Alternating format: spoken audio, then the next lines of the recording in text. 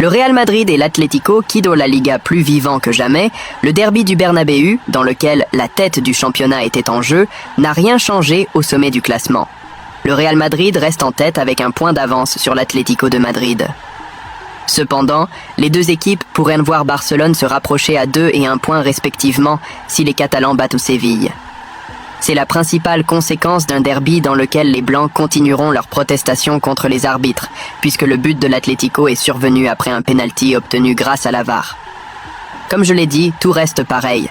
Le Real Madrid et l'Atlético ont pris le terrain en tête de la Liga, et cela a été démontré par le 11 de départ composé d'Ancelotti et Simeone. L'Italien a mis ce qu'il lui restait en défense et tout son arsenal offensif. L'Argentin, pour sa part, a opté pour Barrios et non Koke dans un 11 très reconnaissable. Alors, carte sur table, la question était de savoir qui des deux allait le mieux commencer le match.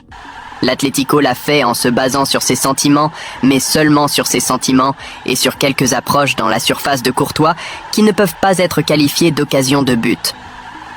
Le Real Madrid, pour sa part, n'a pas su exploiter tout son potentiel offensif et les joueurs semblaient plus concentrés sur le fameux engagement défensif qu'Ancelotti leur demande toute la saison que sur la tentative de marquer.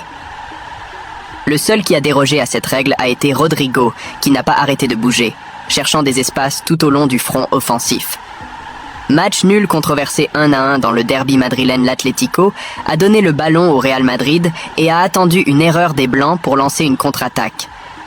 Bien organisés en défense, ils n'ont pas souffert, mais n'ont pas non plus atteint la surface de Courtois avec clarté et danger. Ainsi, entre les deux équipes, le derby n'a pas été un match très attrayant. C'était un duel lent, avec un jeu excessivement horizontal. Le match a repris de plus belle à la 19e minute, après une occasion, pour ainsi dire, de Vinicius. Le Real Madrid a décidé qu'il était temps d'attaquer, et c'est ce qu'il a fait. Il s'est rapproché de la surface d'Oblak, et Vinicius et Mbappé, qui jusqu'alors avaient été des joueurs secondaires du match, sont apparus.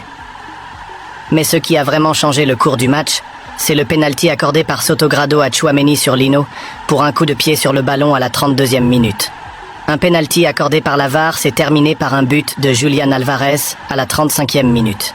Le score était donc de 0-1 dans un Bernabéu en guerre avec l'arbitre et la fédération, à qui il a dédié la légende « Corruption dans la fédération ».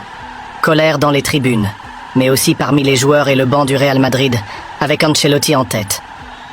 L'équipe blanche a dû revenir et l'arbitre a dû supporter chacune de ses décisions, qui étaient accompagnées de sifflets dans les tribunes, même si elles étaient en faveur du Real Madrid.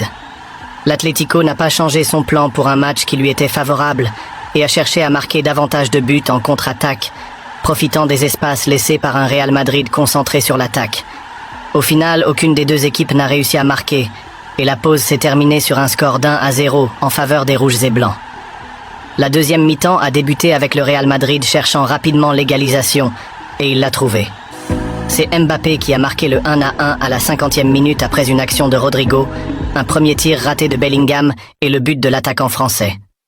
L'équipe blanche a su se montrer à la hauteur, et une minute plus tard, elle a eu une chance de faire 2-1, mais la tête de Bellingham a heurté la barre transversale. La deuxième mi-temps avait débuté de manière folle. Le Real Madrid pressant et l'Atlético tenant bon mais n'abandonnant pas pour tenter de reprendre l'avantage.